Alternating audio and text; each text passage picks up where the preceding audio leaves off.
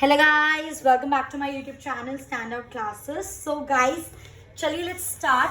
Let's continue chapter 1 which is circular flow of income macroeconomics class 12. इससे previous video में मैं आपके साथ half of the chapter discuss कर चुकी हूँ and अब इस वीडियो में I'm going to discuss further जो हमारे topics आने वाले हैं and अब जो मैं आपको topic बता रही हूँ ये most of the important topic है इस चैप्टर के, क्योंकि ये इसके आने के चांसेस हैं, ठीक है, आपके बोर्ड्स एग्जाम में. सो हम स्टार्ट करते हैं. Circular flow in a simple economy, two sector economy में हम लोग सर्कुलर फ्लो ऑफ इनकम पढ़ते हैं. कल मैंने आपके साथ ये चीज डिस्कस करी थी कि सर्कुलर फ्लो वो कैसे होता है. हमने 3 फेजेस भी डिस्कस करे थे. Phase 1 generation of income, phase 2 distribution of income and phase 3 expenditure on consumption. 3 phases हम लोगों ने डिस्कस करे थे. हम लोगों ने ये भी डिस्कस करा था कि जो फर्म्स होती हैं, ये चीज मैंने आपके साथ कल डिस्कस करी थी कि जो फर्म्स होती हैं रियल, याद होगा मैंने क्या पढ़ाया था, real flow and money flow, है ना. फर्म्स और हम हाउस होल्ड की बात कर रहे थे. हाउस होल्ड बोल लो या सोसाइटी बोल लो, ठीक है. तो जब फर्म्स हाउस होल्ड फर्म्स को क्या प्रोवाइड करते हैं, फैक्टर्स ऑफ प्रोडक्शन. क्या प्रोवाइड करते हैं, फैक्टर्स ऑफ प्रोडक्शन. सब मैंने आपको कल बताया था. और फर्म इसके रिटर्न में हाउस होल्ड को क्या प्रोवाइड करती है, गुड्स एंड सर्विसेज. सो ये हमारा क्या होता है, रियल फ्लो. रियल फ्लो क्योंकि इसके अंदर पैसों का कोई लेना देना नहीं है. हाउस होल्ड ने उनको क्या दिया, factors of production which is land, labour, capital and entrepreneur. और फर्म ने हाउस होल्ड को वापस इन रिटर्न में क्या दिया, गुड्स एंड सर्विसेज जो उसने प्रोड्यूस करे. तो इसको बोलते हैं रियल फ्लो. और अगर मैं इसी को इस टर्म्स में करूं कि ये मेरी फर्म है और ये मेरा हाउस होल्ड है. अब फर्म हाउस होल्ड ने फर्म को फैक्टर्स ऑफ प्रोडक्शन दिए, तो फर्म हाउस होल्ड को क्या देगी, payment of factors of production. Payment of FOP लिख रही हूँ, फैक्टर्स ऑफ प्रोडक्शन को.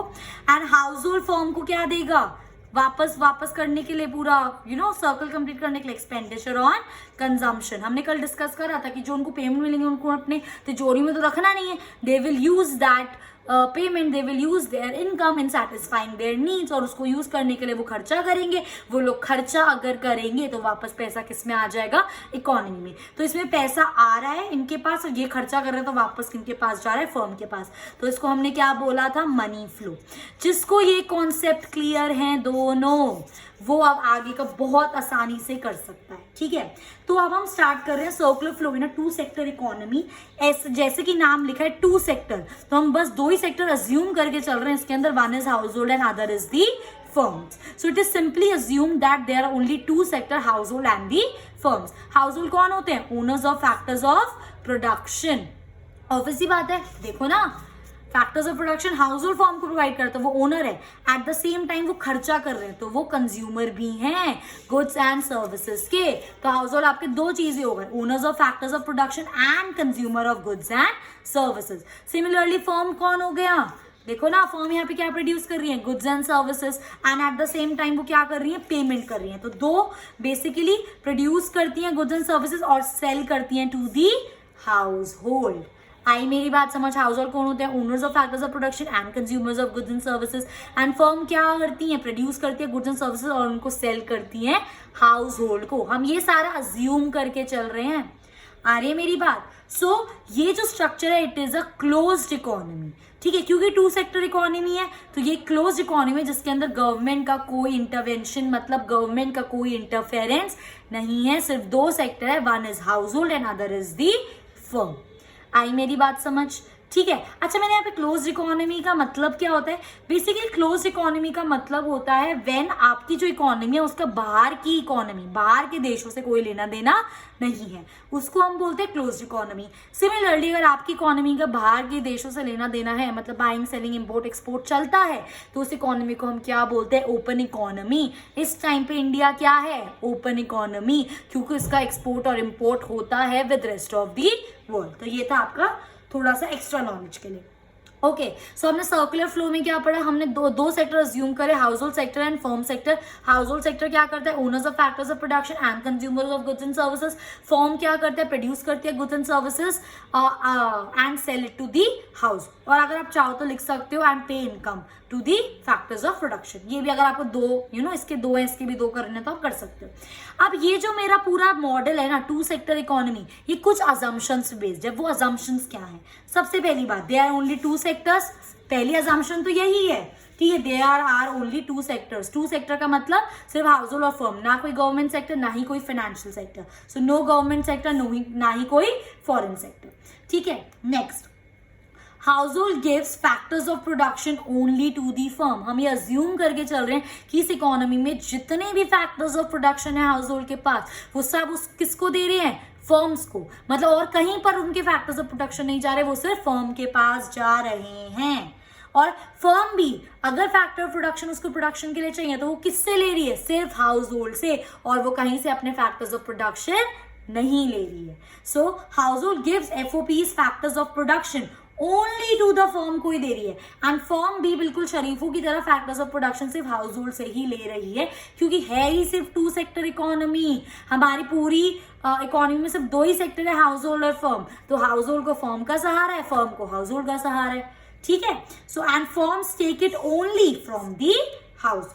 Next, firm produces goods and services. हमारी जो फर्म्स है वो गुड्स एंड सर्विसेज को क्या कर रही हैं, प्रोड्यूस कर रही हैं, ठीक है। और जो सेल करती हैं वो सिर्फ हाउस होल्ड को कर रही है। ऑब्वियसली बात है ना, खुद सोचो, दो ही सेक्टर है, ये प्रोड्यूस कर रही है तो खुद के सेक्टर में तो सेल नहीं करेगी, तो किसको सारा का सारा सेल करेगी, हाउस होल्ड को, ठीक है।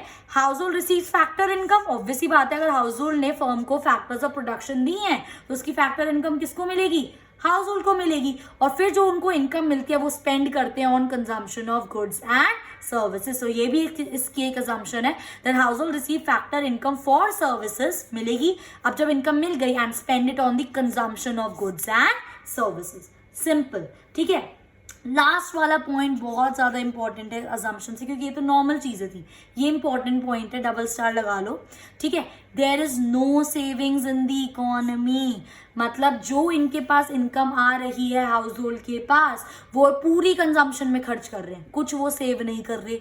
और सिमिलरली जो फर्म के पास प्रॉफिट आ रहा है गुड्स एंड सर्विस को सेल करके, वो उसको यूटिलाइज कर रही है, वो कुछ सेव नहीं कर रही, ठीक है। क्योंकि सिर्फ दो सेक्टर है, हाउस होल्ड और फर्म, तो जितना भी ये लोग प्रोड्यूस कर रहे हैं वो सारा का सारा सेल हो रहा है हाउस होल्ड के पास। हाउस होल्ड को जितनी भी इनकम मिल रही है वो सारी की सारी खर्च कर रही है कंजम्पशन पर। तो ये इसकी असम्पशन है, there is no savings in the economy, neither household save nor the firm save. आई मेरी बात समझ।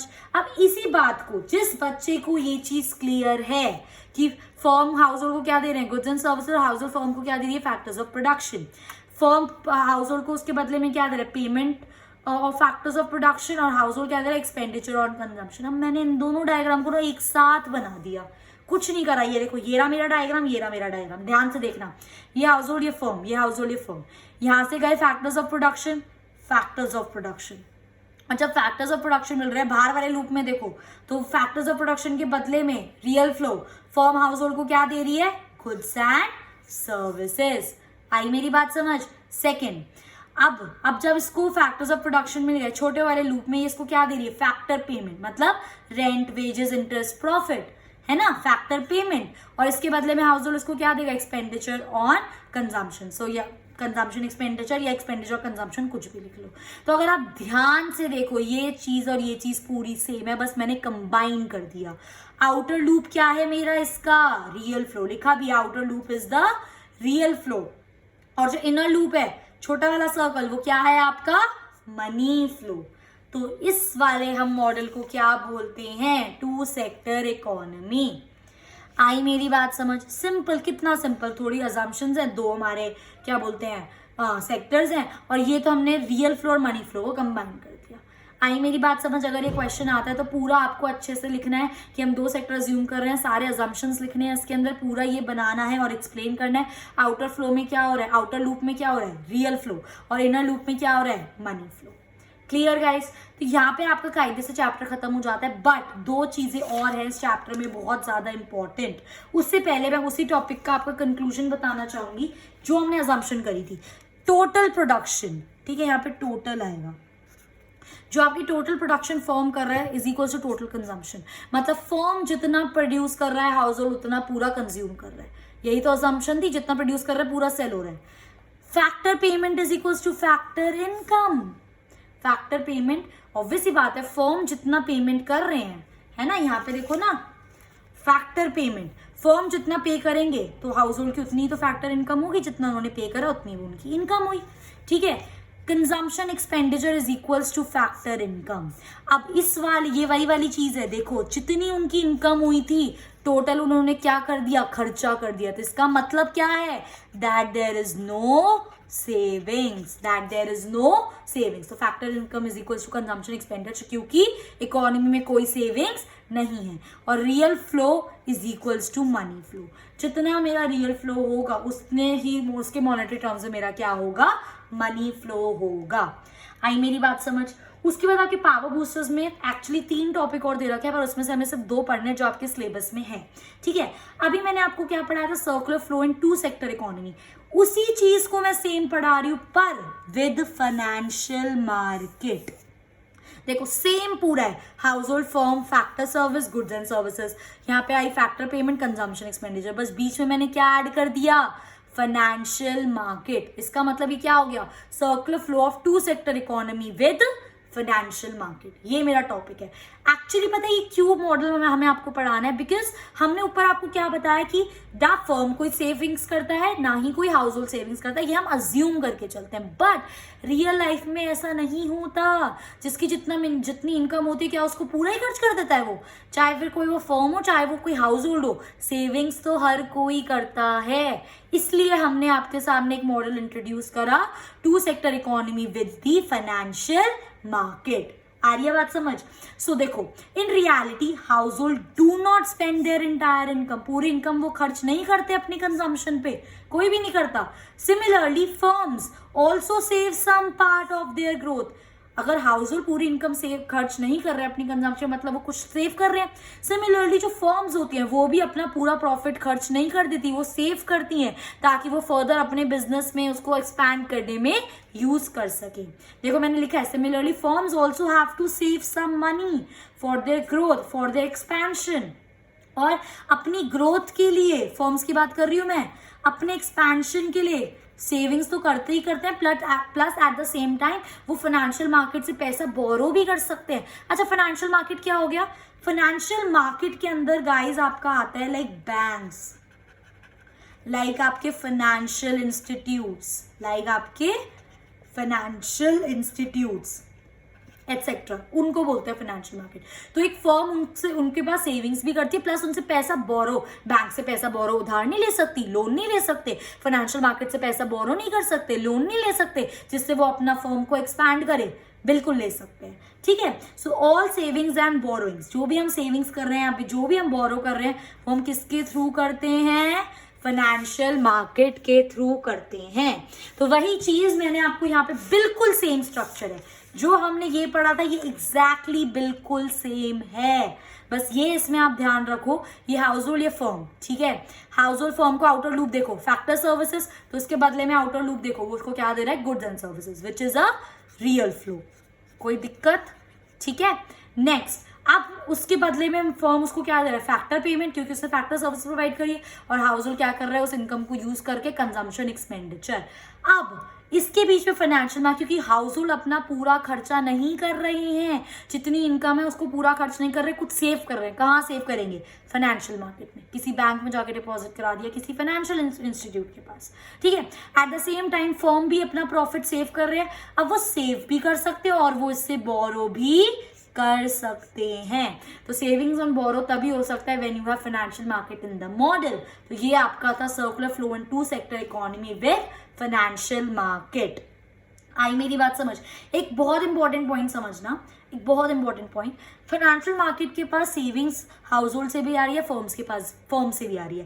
एट द सेम टाइम कुछ फर्म्स को वो पैसा लेंड भी कर रहे हैं, बोरो भी कुछ फर्म्स फाइनेंशियल मार्केट से पैसा बोरो भी कर रही है। अब ये जो बोरो वाला पैसा ये फाइनेंशियल मार्केट अपनी जेब से देगा कि भाई तेरे को पैसा चाहिए अपना एक्सपैंड करने के लिए, तू मेरी जेब से पैसे ले ले, नहीं, आप बैंक जाते हो, बैंक में अगर आपको कोई लोन लेना होता है तो क्या बैंक वाला अपनी जेब से आपको पैसे देता है?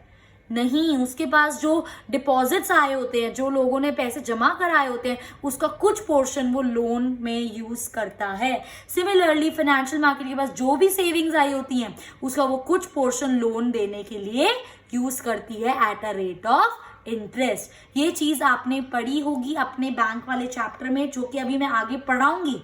आई will be starting with the chapter, ठीक है, बट इससे पहले मैं इंपॉर्टेंट चीजें करा रही हूँ। उसके बाद आई विल बी स्टार्टिंग विद आपका नेशनल इनकम, ठीक है, उसके बाद में उन सब चीजों पे आऊंगी। वो छोटी छोटी चीजें हैं, तो ये चीज तो आपको पता ही है ना, जितना डिपॉजिट आता है उसका कुछ पार्ट बैंक आपको लोन देने के लिए यूज करता है। सिमिलरली फाइनेंशियल मार्केट के पास जो सेविंग्स आती है उसका वो कुछ पार्ट फर्म्स को लेंड करने के लिए यूज करती है। यही चीज मैंने यहाँ पे लिखी है, savings of household accumulated.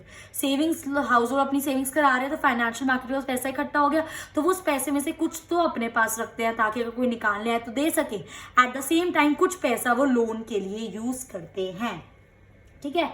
So savings of household accumulated in the financial market are utilised, किस लिए?